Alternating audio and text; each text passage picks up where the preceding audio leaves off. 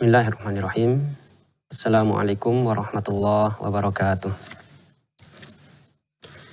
Alhamdulillahirabbil alamin wal 'aqibatu lil muttaqin wala 'udwana illa 'alal zalimin.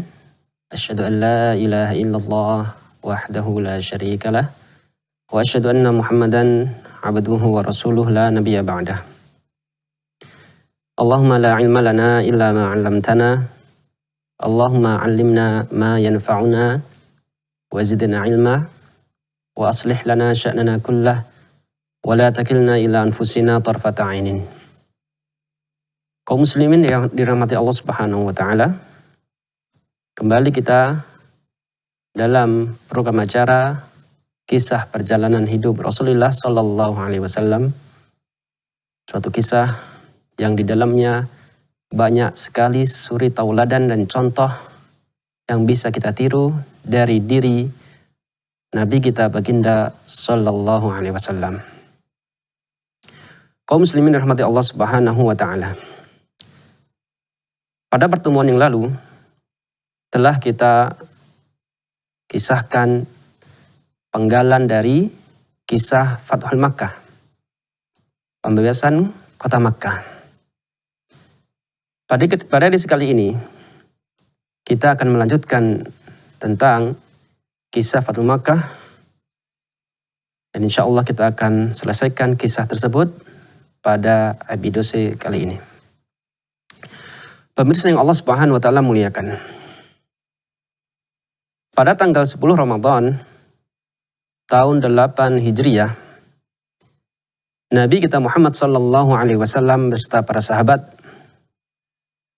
berangkat dari kota Madinah menuju kota Makkah. Dan jumlah mereka sangat banyak.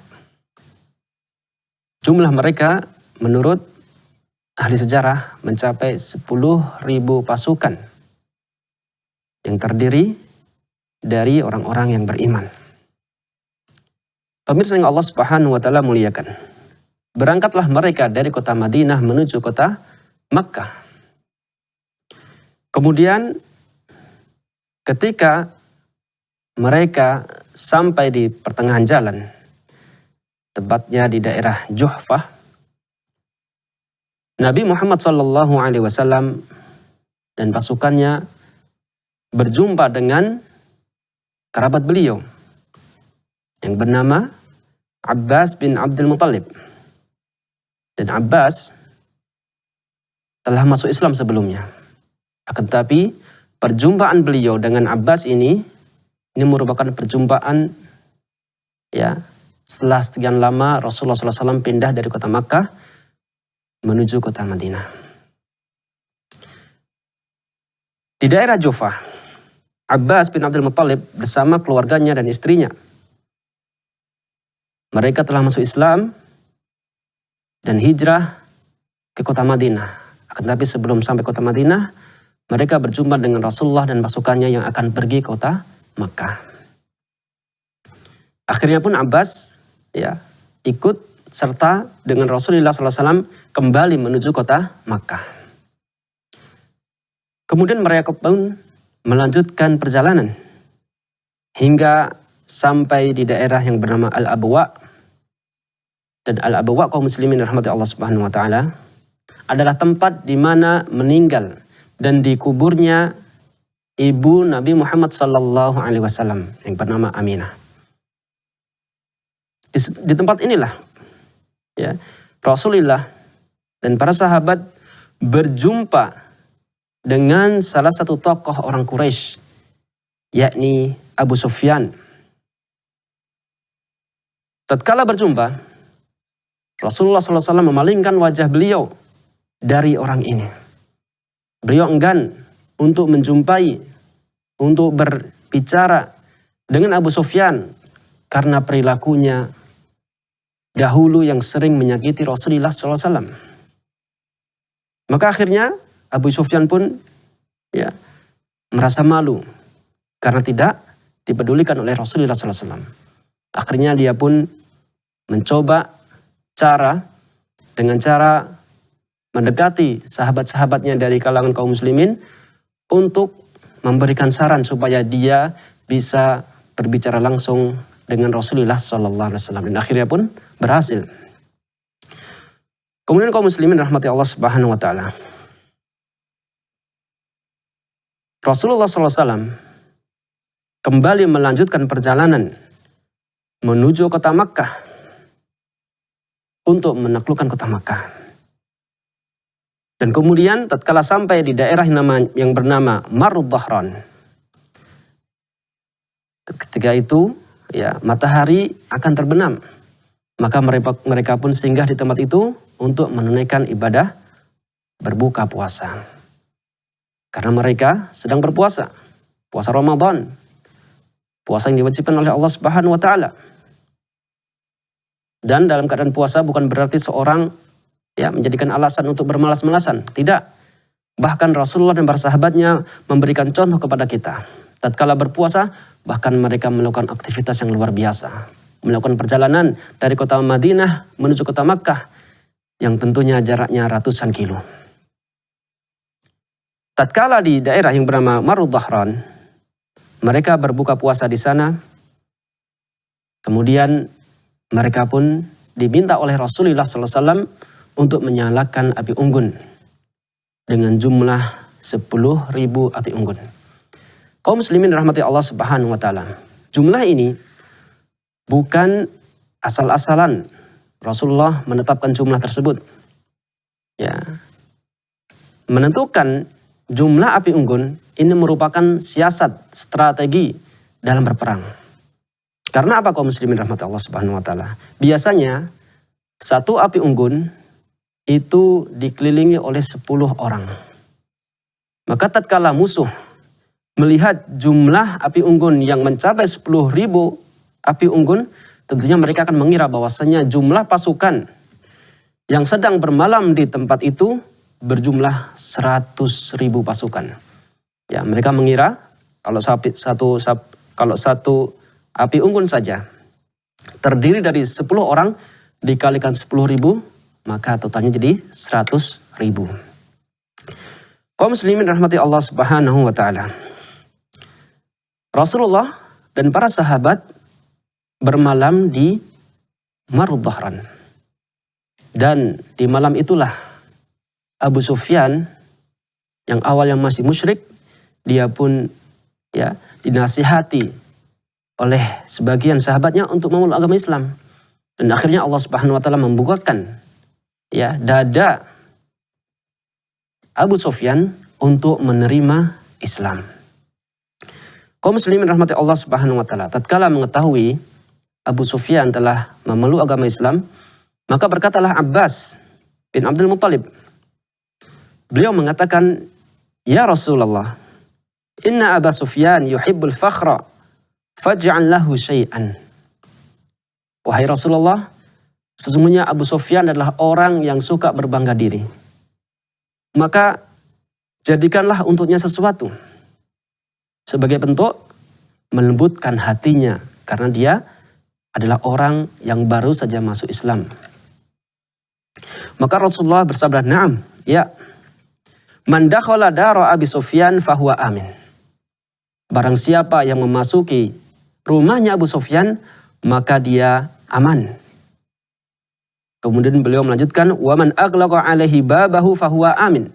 Dan barang siapa yang menutup rapat-rapat pintu rumah mereka, maka dia juga aman. Mereka akan aman di dalam rumahnya masing-masing tatkala ya penaklukan kota Makkah. Kemudian beliau melanjutkan, "Wa man dakhalal masjidal haram fahuwa amin." Dan barang siapa yang memasuki Masjidil Haram, maka dia juga akan aman.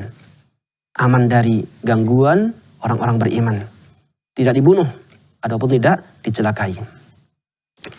Kaum muslimin rahmati Allah Subhanahu Wa Taala, maka setelah Rasulullah ya selesai singgah di daerah yang bernama Marud Dhahran, beliau pun akhirnya melanjutkan perjalanan menuju kota Makkah bersama kaum muslimin, dan juga Abu Sufyan serta Abbas bin Abdul Muttalib turut serta bersama mereka. Maka kaum muslimin rahmati Allah Subhanahu Wa Taala, tatkala pasukan kaum muslimin telah sampai di dekat kota Makkah.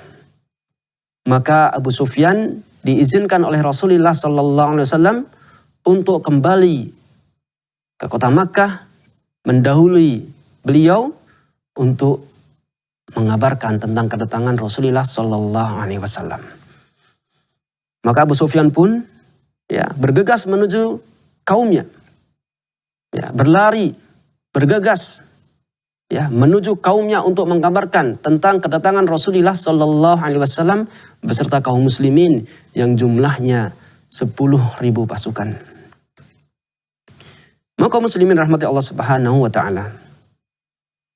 Tatkala Abu Sufyan telah berada di kota Makkah, dia pun kemudian menaiki daratan tinggi, kemudian berteriak, "Ya ma'syara Quraisy, wahai orang-orang Quraisy, hadza Muhammad qad ja'akum fima qibala lakum bihi." Ini dia Muhammad telah datang ke kota Makkah ini dengan jumlah yang tidak bisa kita tandingi. Faman dakhala dara Abi Sufyan fahuwa amin. Barang siapa yang memasuki rumahnya Abu Sufyan, maka dia akan aman. Maka sebelum Abu Sufyan melanjutkan pembicaraan ini, sebelum melanjutkan apa yang mau dia kabarkan, tiba-tiba muncullah istri Abu Sufyan yang bernama Hindun. Kemudian dia pun berkata, dengan suara yang lantang, "Wahai orang-orang Quraisy, janganlah kalian dengar orang yang gendut ini, orang yang gemuk ini, yang memiliki betis yang kering, janganlah kalian dengar orang ini, sesungguhnya dia adalah seburuk-buruk pemimpin kalian." Kaum muslimin rahmati Allah Subhanahu wa taala mendengar ucapan istrinya sendiri mengatakan hal demikian. Akhirnya Abu Sufyan pun mengatakan, "Janganlah kalian mendengar perempuan ini. Janganlah kalian menggubriskan omongan perempuan ini. Barang siapa yang memasuki rumahnya Abu Sufyan, maka dia akan aman. Dan barang siapa yang memasuki rumahnya masing-masing, menutup rapat pintu rumah mereka, maka mereka juga akan aman. Dan barang siapa yang memasuki Masjidil Haram, dia juga akan aman dari gangguan Muhammad dan kaum muslimin." Pemirsa yang Allah Subhanahu wa taala muliakan. Akhirnya setelah selesai mereka mendengarkan arahan dari Abu Sufyan yang merupakan tokoh mereka, mereka pun bubar kemudian menuju ke rumah masing-masing, menutup rapat pintu-pintu rumah mereka, dan ada juga yang melarikan diri menuju Masjidil Haram. Kaum muslimin rahmati Allah Subhanahu wa taala. Akhirnya mereka pun sudah mencari perlindungan di tempatnya masing-masing yang mereka merasa aman di situ. Hanya saja ada segelintir orang-orang juhala, orang-orang bodoh, yang mereka mencoba melawan kekuatan kaum muslimin yang jumlahnya tidak bisa mereka tandingi. Mereka akhirnya berkumpul untuk melawan kaum muslimin. Pemirsa yang Allah Subhanahu wa taala muliakan. Kemudian singkat cerita, Rasulullah SAW berserta kaum muslimin sampai di daerah yang bernama Dzituwa. Ini adalah daerah yang letaknya dekat sekali dengan kota Madinah atau kota Makkah. Maka disitulah Rasulullah SAW menundukkan kepalanya sebagai bentuk rasa rendah diri di hadapan Allah Subhanahu wa taala karena Fathul Makkah ini. Karena Allah Subhanahu wa taala telah memberikan karunia berupa ditaklukkannya kota Makkah ini. Kaum muslimin rahmati Allah Subhanahu wa taala, tentunya kisah tentang Fathul Makkah akan berlanjut, akan tapi kita akan lanjutkan setelah jeda yang berikut ini.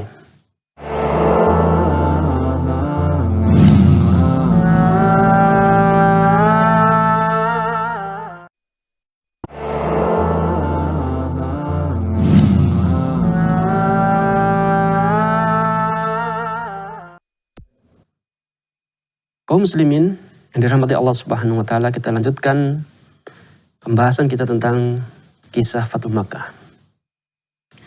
Pemirsa yang Allah Subhanahu wa taala muliakan, di daerah Dhi Tuwa, daerah yang sangat dekat dengan kota Makkah, tadi telah kita sebutkan Rasulullah SAW menundukkan kepala beliau sebagai bentuk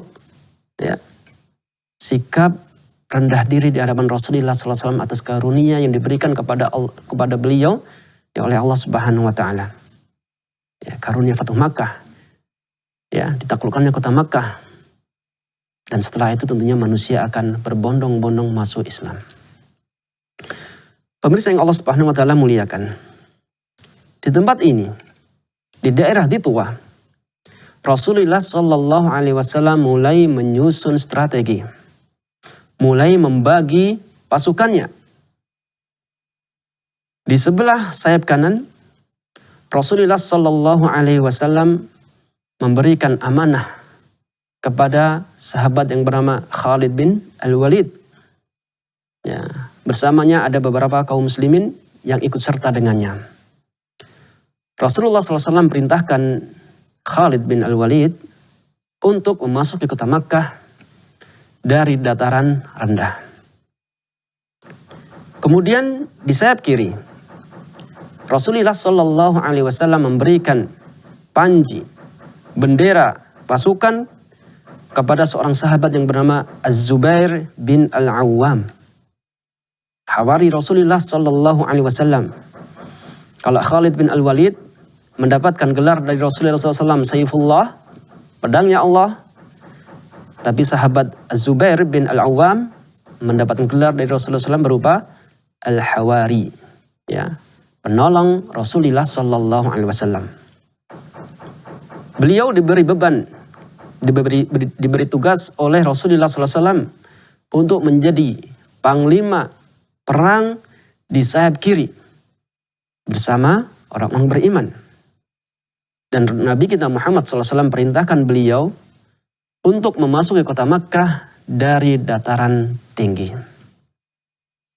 Kemudian kaum muslimin rahmati Allah Subhanahu wa taala, Rasulullah SAW juga menunjuk sahabat yang diberi gelar dengan aminu hadhil ummah, kepercayaan umat ini. Dia adalah Abu Ubaidah bin Al-Jarrah, dan bersamanya kaum muslimin untuk memasuki kota Makkah melalui jalan tengah. Pemirsa yang Allah Subhanahu wa taala muliakan, maka kemudian pasukan pun mulai bergerak untuk memasuki kota Makkah. Dan sebagaimana yang telah kita sampaikan tadi, ada beberapa orang juhala,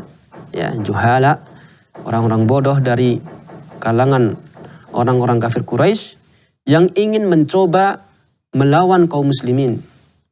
Maka tatkala kaum muslimin telah memasuki kota Makkah, terjadilah pertempuran kecil antara kaum muslimin dengan orang-orang kafir Quraisy. Dalam pertempuran ini, meninggallah 2 orang dari kalangan kaum muslimin karena 2 orang ini terpisah dari rombongannya. Mereka tidak tahu dari jalur mana mereka akan masuk kota Makkah, dan tatkala itulah mereka disergap oleh orang-orang Quraisy dan dibunuh. Akan tetapi, korban dari orang Quraisy tentunya lebih banyak. Korban yang berjatuhan dari orang-orang Quraisy dalam peperangan kecil yang terjadi ketika Fathu Makkah ini berjumlah 12 orang. Pemirsa yang Allah Subhanahu wa taala muliakan, maka mulailah tersebar kaum muslimin di berbagai penjuru kota Makkah. Mereka telah berhasil menguasai kota Makkah. Mereka telah berhasil memasuki kota Makkah. Kemudian Rasulullah Sallallahu Alaihi Wasallam mulai menyusul mereka. Akhirnya mereka pun memasuki kota Makkah. Rasulullah memasuki kota Makkah dan kemudian beliau menuju ke Masjidil Haram. Kemudian beliau juga menuju ke Ka'bah untuk mengusap Hajar Aswad. Pemirsa yang Allah Subhanahu wa taala muliakan. Setelah sampainya Nabi kita Muhammad sallallahu alaihi wasallam di Masjidil Haram dan setelah mengusap batu yang mulia Al-Hajar Al-Aswad, beliau pun melakukan tawaf di sekitar Ka'bah. Dan tatkala beliau tawaf, beliau memegang sebuah busur panah yang nantinya akan beliau gunakan untuk menghancurkan berhala-berhala yang berada di sekitar Ka'bah. Kaum muslimin dirahmati Allah Subhanahu wa taala, tatkala beliau telah usai melakukan tawaf, ya, mengelilingi Ka'bah, beliau pun akhirnya memulai untuk membersihkan, ya, sekeliling Ka'bah dari berhala-berhala yang disembah oleh orang-orang kafir Quraisy. Menurut ahli sejarah, bahwasanya jumlah, ya, berhala yang disembah dan diletakkan di sekitar Ka'bah ada sekitar 360 berhala. Disembah untuk melakukan kesyirikan kepada Allah Subhanahu wa taala. Na'udzubillah min dzalik. Di saat inilah Rasulullah sallallahu alaihi wasallam membersihkan Masjidil Haram, ya, dari berhala-berhala yang dijadikan sekutu sesembahan oleh orang-orang musyrikin Quraisy. Rasulullah dengan busur panahnya menghancurkan dan menjatuhkan berhala-berhala yang berjumlah 360 berhala. Tatkala beliau menghancurkan berhala, beliau, ya, sembari mengucapkan dan melantunkan ayat suci Al-Quran. Beliau bersabda ataupun membacakan ayat Al-Quran, wa qul ja'al haqqu wa zahaqal batil innal batila kana zahuqa.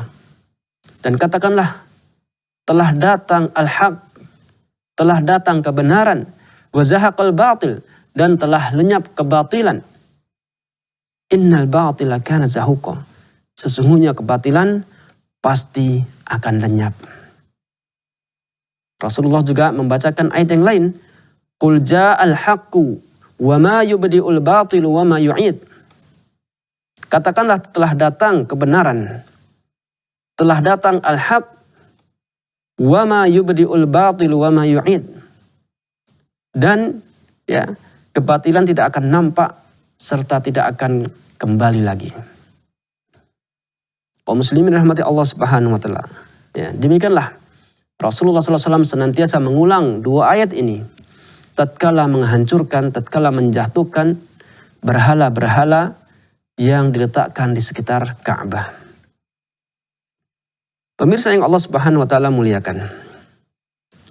Perlu kita ketahui, tatkala Rasulullah SAW melakukan tawaf, sebelum menghancurkan berhala-berhala tadi, beliau tawaf di atas tunggangannya. Ya. Beliau melakukan tawaf, ya, mengelilingi Ka'bah di atas tunggangannya.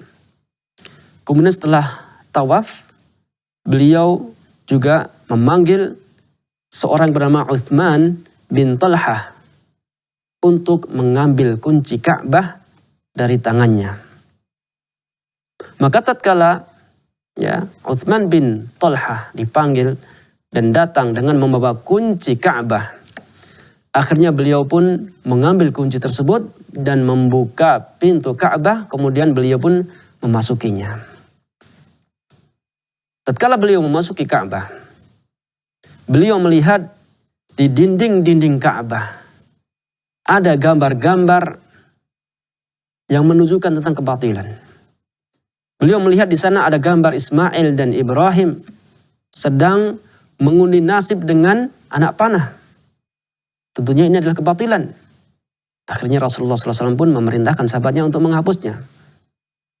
Dan di dalam Ka'bah, Rasulullah juga melihat ada patung dari kayu, ya, yang berbentuk burung merpati. Akhirnya patung tersebut beliau ambil dan beliau patahkan.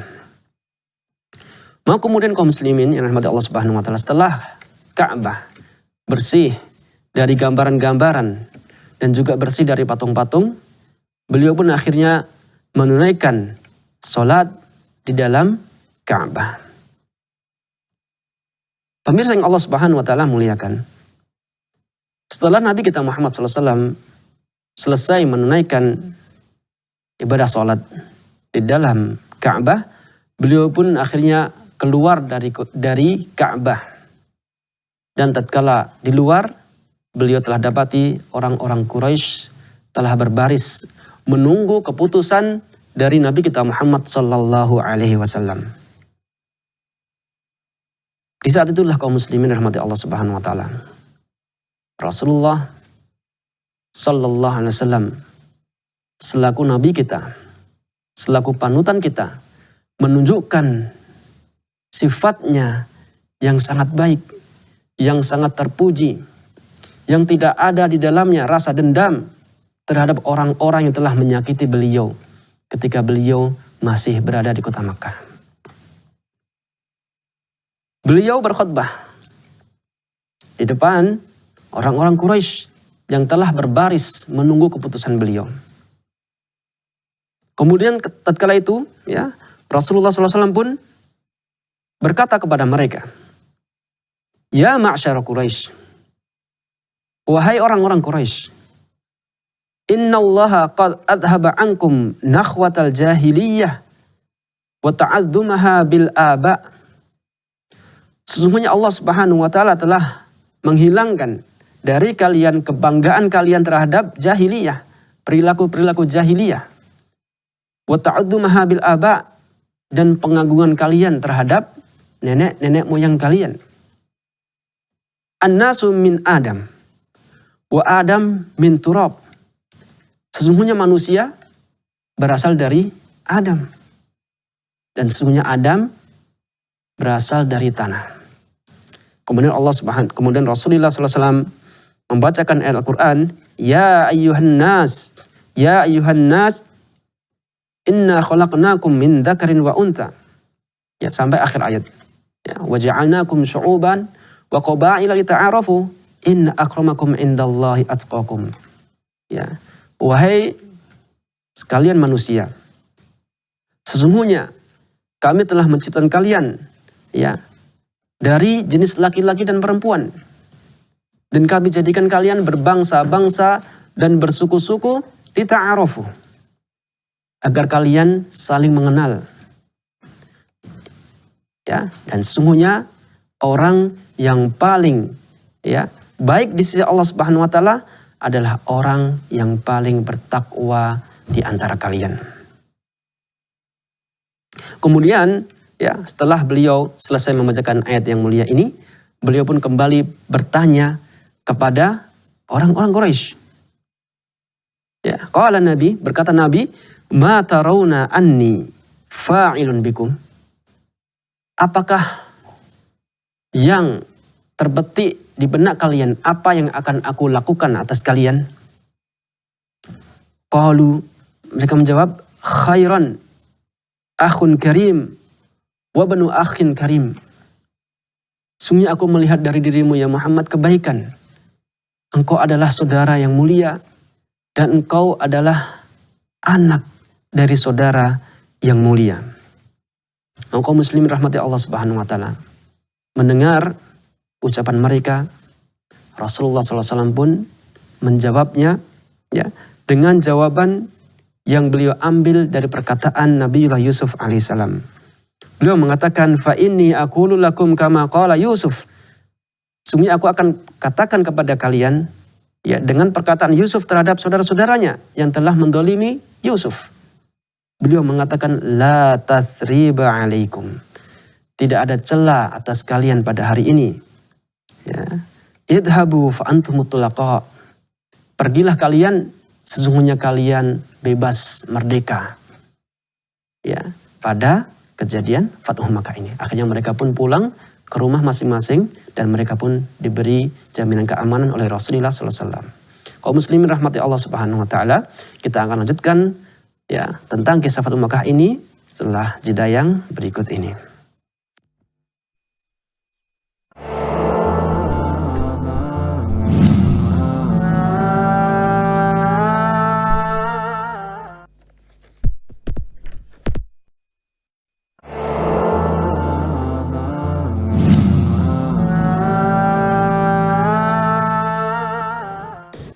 Kaum muslimin yang dirahmati Allah Subhanahu wa taala, kita lanjutkan kisah tentang Fathu Makkah ini. Pemirsa yang Allah Subhanahu wa taala muliakan. Maka tatkala Rasulullah sallallahu alaihi wasallam telah selesai berpidato di depan orang-orang musyrikin, dan setelah orang-orang musyrikin kembali ke rumah masing-masing, beliau pun akhirnya memanggil Utsman bin Thalhah, ya, pemegang kunci Ka'bah, untuk dikembalikan kunci tersebut kepada sang penjaganya. Kemudian, ya, di hari itu juga, ya, tatkala telah memasuki waktu untuk menunaikan salat berjamaah, beliau, ya, Rasulullah SAW memerintahkan Bilal untuk mengumandangkan adzan di atas Ka'bah dan untuk, ya, menyerukan kepada manusia untuk melakukan salat berjamaah yang dipimpin langsung oleh Rasulullah Sallallahu Alaihi Wasallam, ya, dalam Masjidil Haram. Pemirsa yang Allah Subhanahu Wa Taala muliakan. Dalam Fathu Makkah ini juga Rasulullah Sallallahu Alaihi Wasallam juga menunaikan salat sunnah yang berjumlah 8 rakaat. Beliau lakukan salat sunnah ini di dalam rumah seorang yang bernama Ummu Hani. Mengenai salat ini berselisih di antara ahli ilmi, apakah dia ini salat duha atau salat, ya, sebagai bentuk syukur beliau kepada Allah Subhanahu wa taala karena telah memberikan karunia berupa ditaklukannya kota Makkah.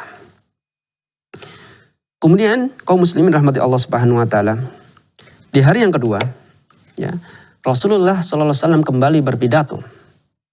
Ya, kemudian setelah berpidato, beliau pun akhirnya memulai untuk menerima baiat, untuk menerima sumpah setia dari orang-orang kafir Quraisy yang sebelumnya telah masuk Islam.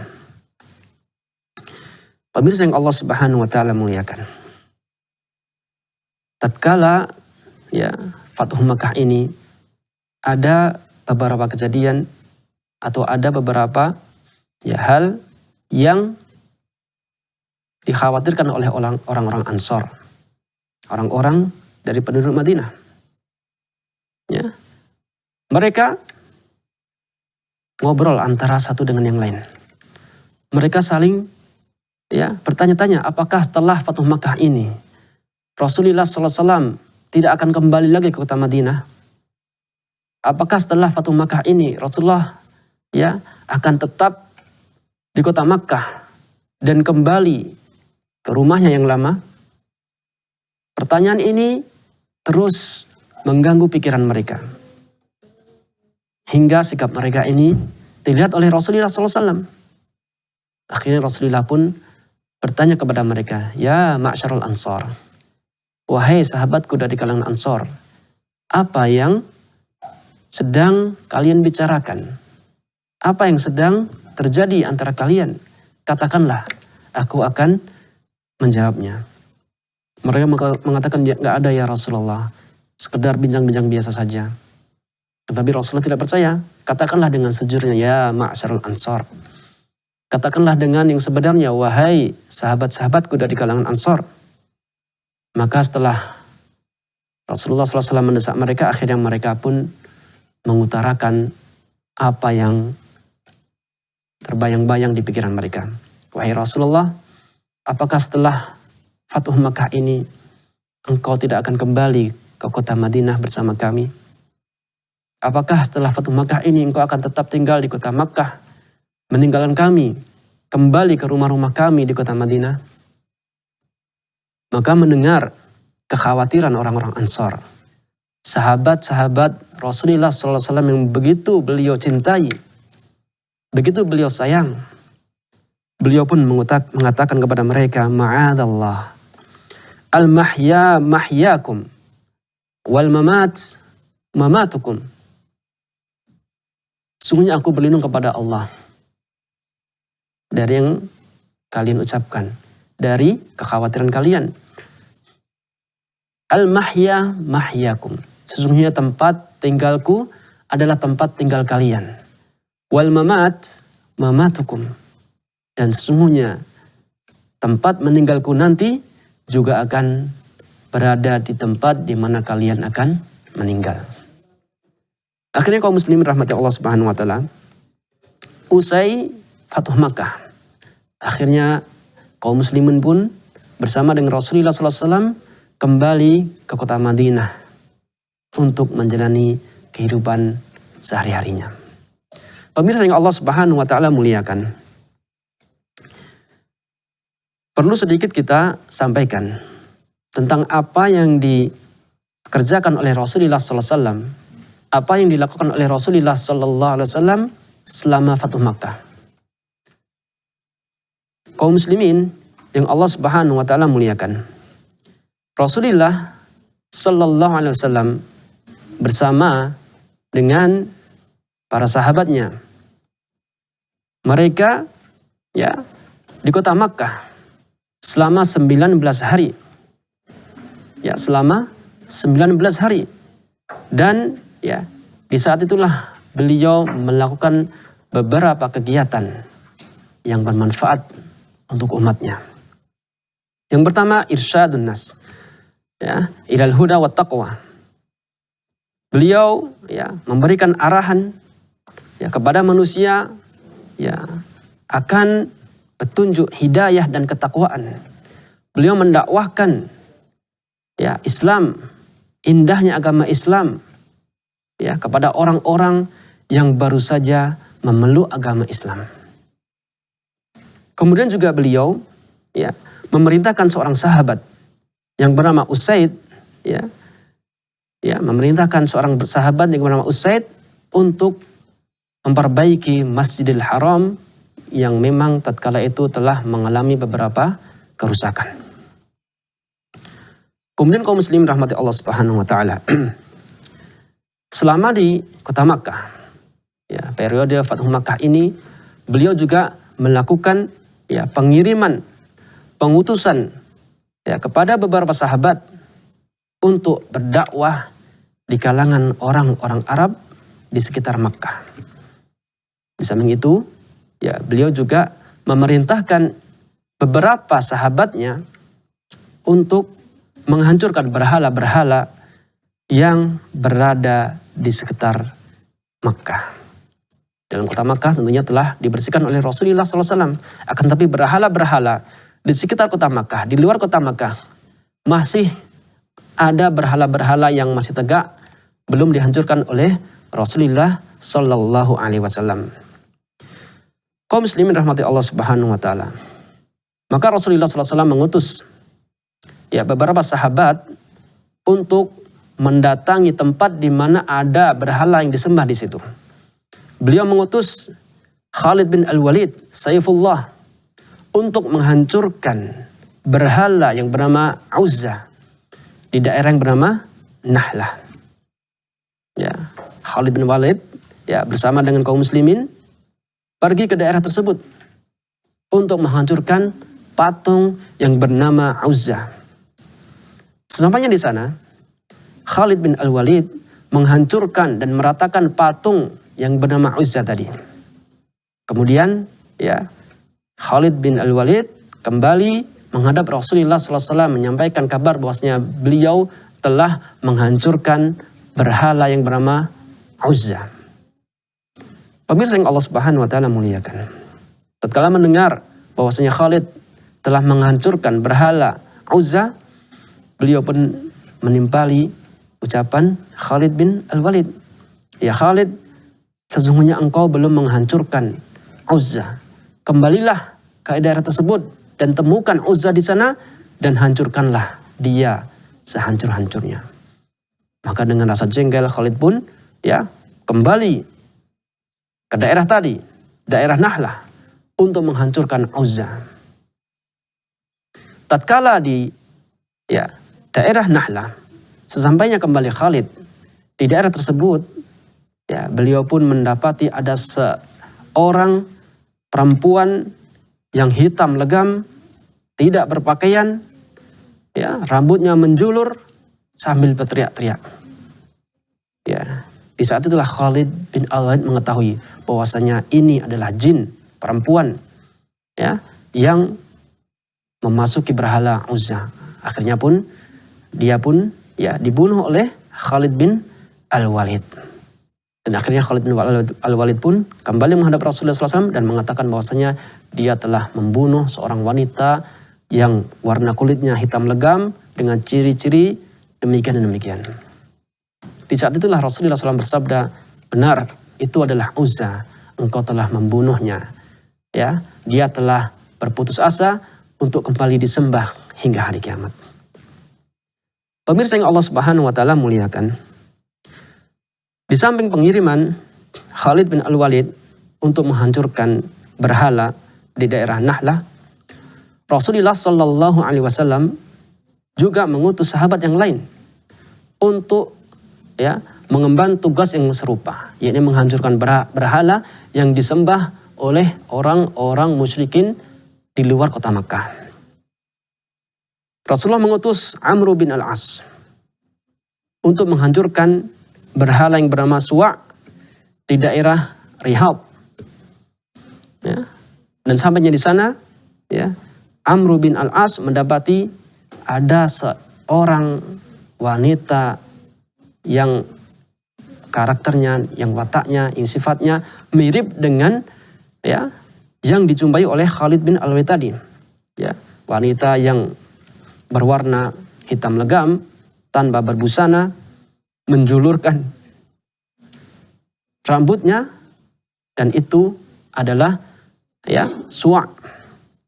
Dan akhirnya Suwa' pun dibunuh oleh Amr bin Al-As.